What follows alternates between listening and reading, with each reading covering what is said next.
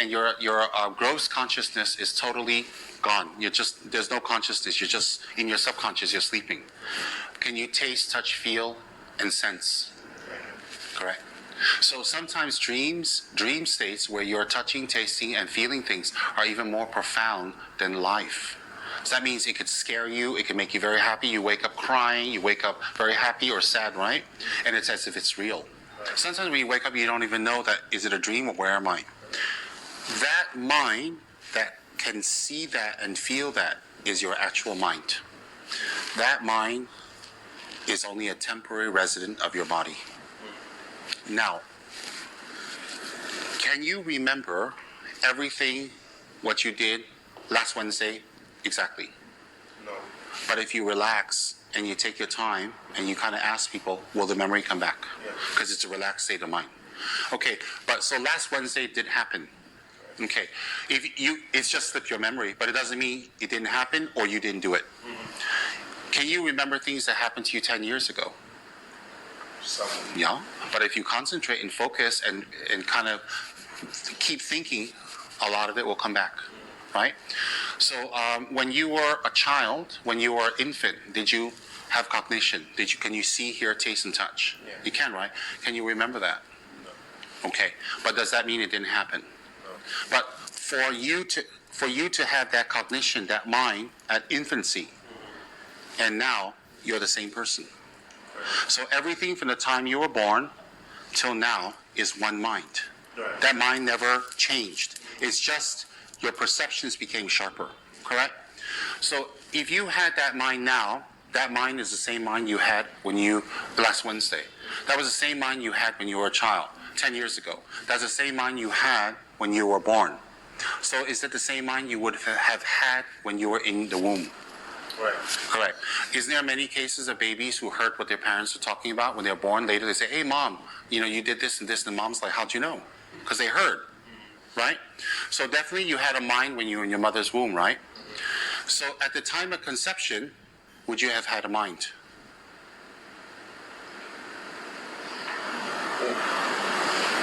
Just a lucky guess. I'm going to go with the yes. Very good, because it's only logical. You're going yes not because you know or don't know, because it's logical and you're smart. So you have to have had a mind at the time of conception, to have it in gestation, 9 months, to have it at birth, to have it at childhood, 10 years ago, Wednesday, and now, correct? This will be the same mind you have 10 years later, 20 years later at the time of death. So if you had a mind at conception till now, would you have had a mind prior to conception? Correct. That was your previous life. It has to continue. Right. And everything you liked and didn't like and did do in your previous lives follow you in this life. The actions you did in body, speech, and mind are converted into karma. You have money in the bank. It's not paper. It's electronic. It can convert to paper. Mind is like that. It can convert to any material. So prior to birth, you had a mind. I'm not saying accept. I'm saying logically. Yeah. You had a mind, right? So you have to have had a mind prior to birth in order to have a mind at conception and to have a birth during gestation, a mind till now. That mind continue to your previous life and your previous life and your previous life. If you do breath meditation, you will start recalling your previous lives because it is just a memory. It's nothing supernatural. If you do meditation correctly, you will remember what happened to you 10 years ago. You will remember what happened to you at childbirth because it's just a memory that unlocks when your mind is very relaxed. So when you do meditation, you will remember your previous lives, not because it's mystical or something, like magic. It's because it's a memory that is in your mind that's stored away. It just has to be unlocked. And there are many cases of young Tibetan lamas who remember their previous lives perfectly. Example, when they're very young, they remember the lives, the names, where they lived, and it correlates and people can find it. They can remember what they ate, what belonged to them. You can give them things that belong to them and similar other objects, and they'll tell you, that was mine, this was not. We have seen this with our own eyes. So, how does that relate to a place to go? Heaven in Buddhism has different types of heavens. There are heavens for beings who are not attained. There are a place that in English you call heaven, but it's an inappropriate translation. It is a place that you live for a very long time. You're very youthful. You're very strong. There's a lot of food. There's no effort. There's no sweating. There's no aging. You live for thousands and thousands of years until your time comes and then you will die, take another rebirth. So heaven is a place, is a transitional place. Lama Norbu, I have great respect for your culture and your religion. And I know about the invasion of Tibet and the tragedies that happened.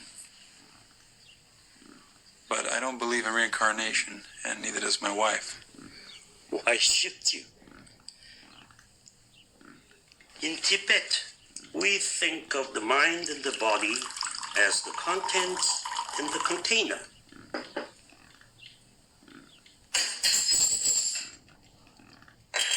Now, the cup is no longer a cup. But what is the tea? Still tea. Exactly. In the cup, the table, or on the floor, it moves from one container to another, but it's still tea. Like the mind after death. It moves from one body to another, but it is still mind. Even in the towel, it's still tea.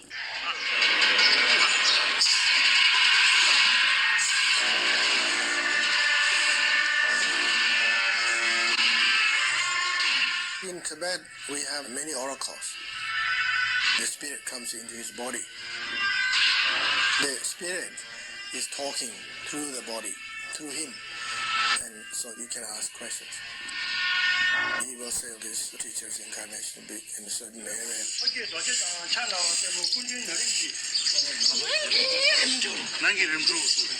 He might even say the name of the mother and father.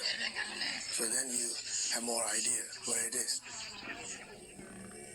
When Zazen Rinpoche was a child, a search party composed of monks were led to his family's home. They bought prayer beads, malas. They didn't say, one of them is yours. They just say, which one do you like? I said, I like one of them. And I picked one. And then again, they bought 3 or 4 bells.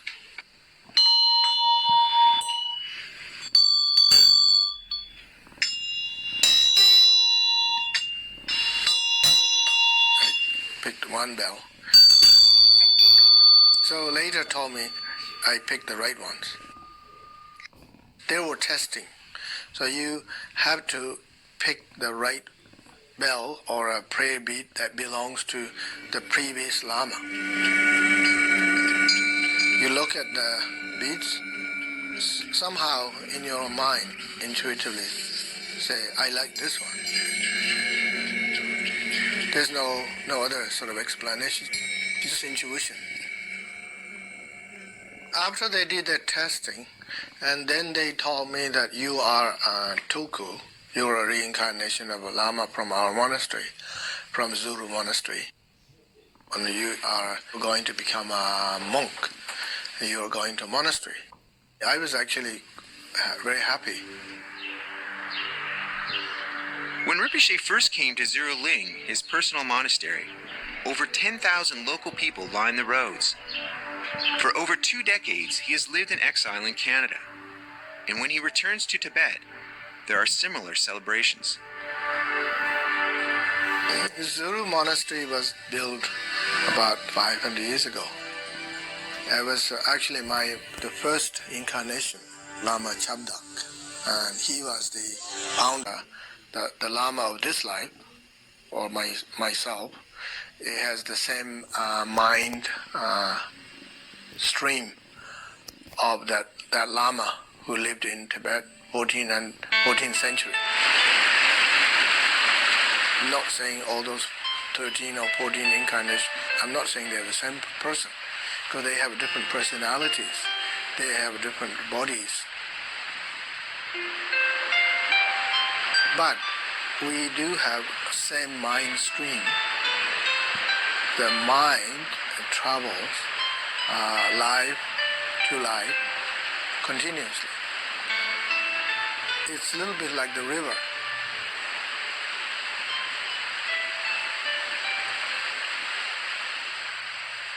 As it travels, the current and shape of the river, everything is different. But there is still that water. You go through life after life, many changes, but different personalities. But still we believe that the mind stream, the subtle mind of the Lama who lived in Tibet in 14th centuries, it's still there. What remains after death is the subtle mind, or pure consciousness, the essential nature described as a clear light that never dies. What dies is the body and the individual personality. One reason why Buddhists practice meditation is to prepare for the time of death, when they can merge with the clear light and attain Buddhahood. A Buddha has cut through the cycles of suffering and returns to help others to do the same.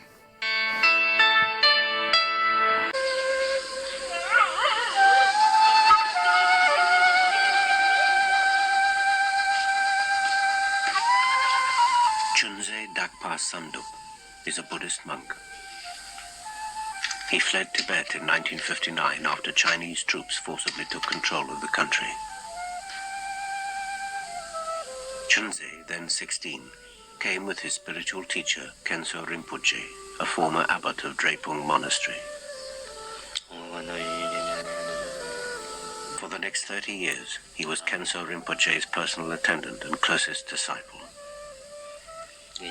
Since Khenso Rinpoche's death 4 years ago, Chunze has been searching for his reincarnation.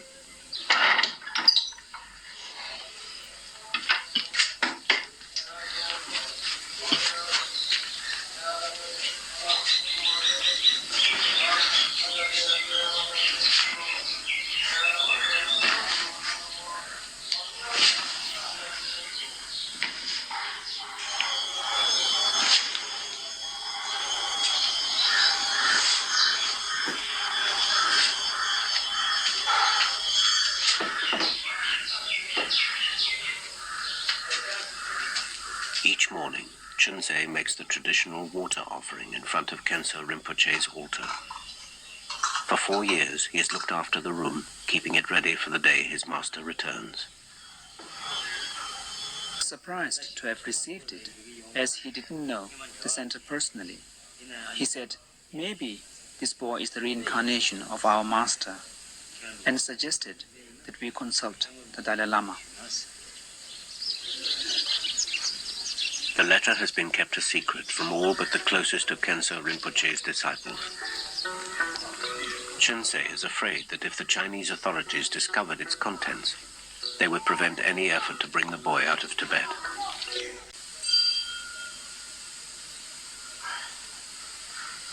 For Chunze, an audience with the Dalai Lama is a rare and precious occasion. The Dalai Lama is considered by Tibetans to be the 14th reincarnation of the Buddha of Compassion. He has been presented with a petition requesting him to come to a decision about the boy in Tibet.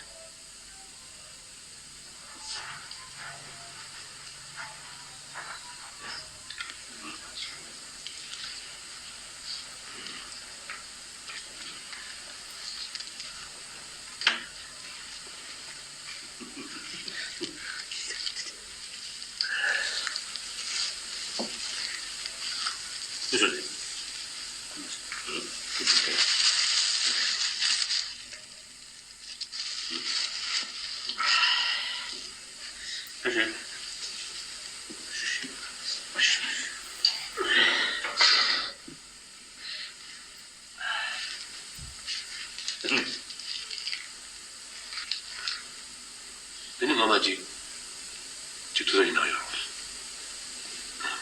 Tara tu da atta tu den kero zoi. Ya ya bu ti omashi wa. 是的，你觉得考了这就是。对吧？是的。讲句新国的民主的啊，反正等于俺的部队俺的民主的讲新国的。不行。不行，就没拿我。这毛人等于有什么来的？啥上不会？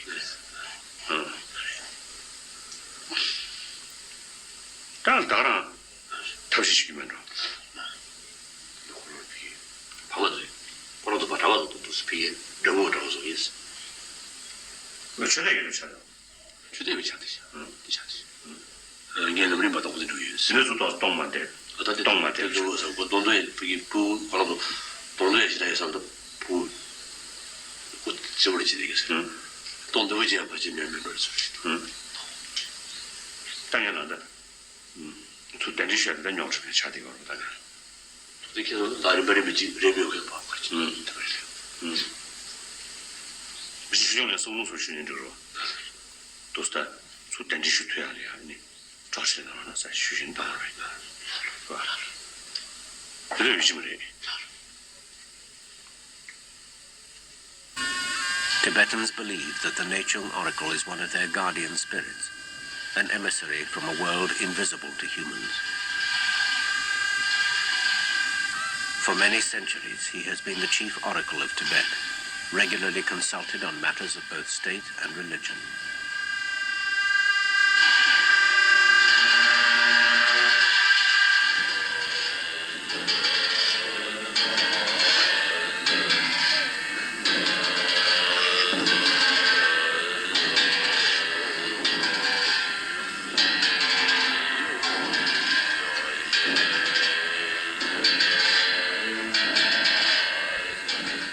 Today, his appearance has been specially requested by Drepung Monastery. Among other matters, the question of Khenso Rinpoche's reincarnation will be put to him secretly by the abbot.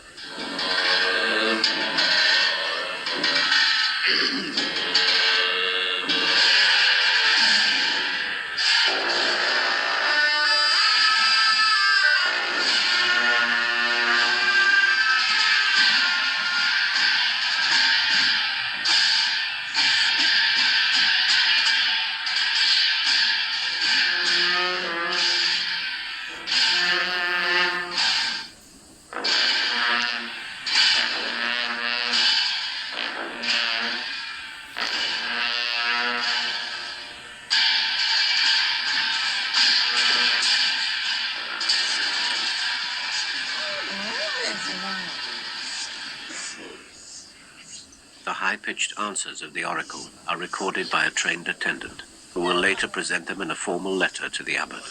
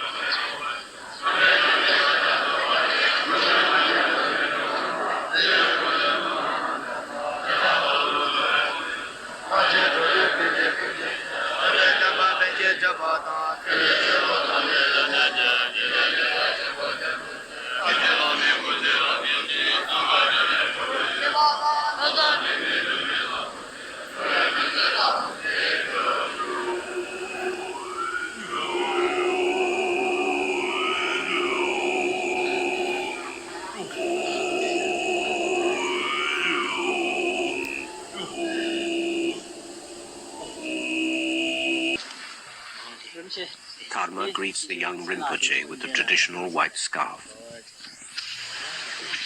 White scarves are universally used by Tibetans as a symbol of goodwill and respect.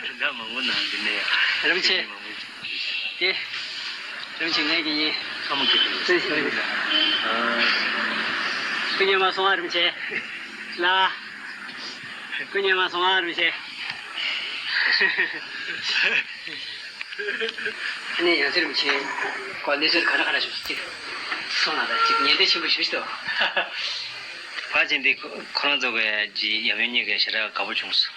아니지 근데 자름 제게네 지 가에 열에 자름 제 문진 제외나 ning 안저지 제 메레스야 기케요 마레스. 아니는 보고 지금도 메디나 다들 전에 메세야 전에 요 말이 인데 있어.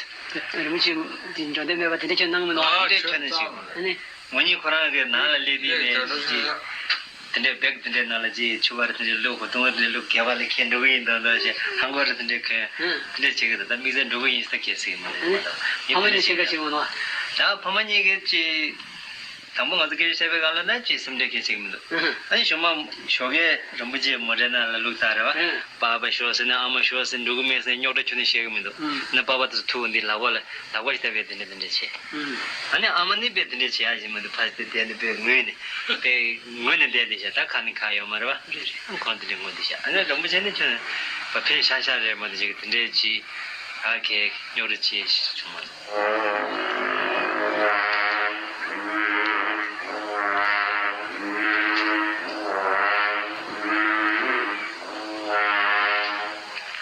A monastery in Kathmandu has heard of the young Lama's arrival.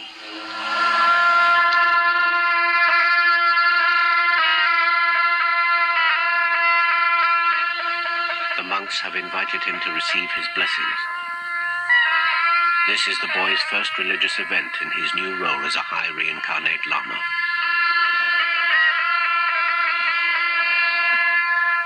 He is 4 years old.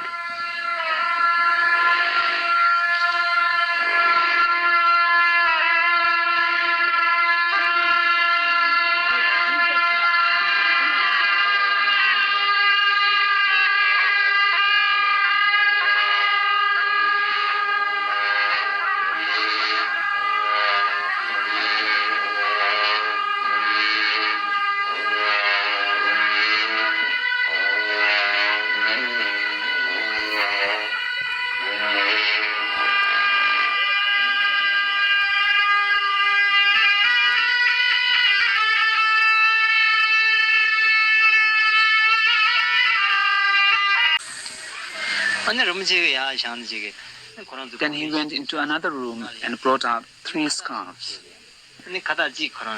He put one around his own neck, one around his mother's, and one around his father's. So we told the parents, your son is letting you know that he is leaving you. He is saying goodbye. We joked with them about it, and they also laughed with us.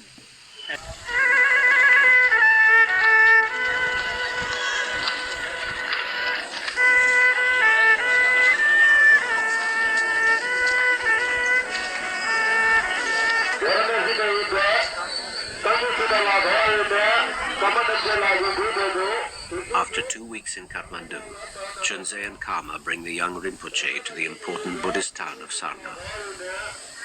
They will meet the Dalai Lama, who is here to give religious teachings.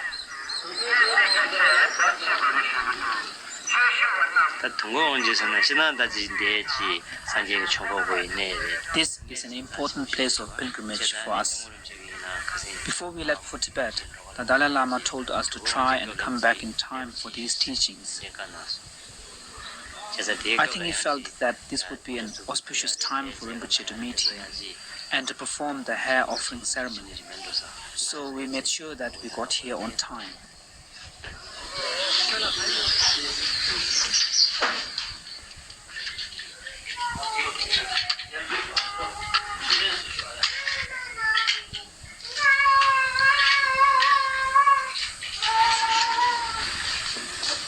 As news of the boy's presence spreads, disciples of Khenso Rinpoche come to pay their respects and receive his blessings.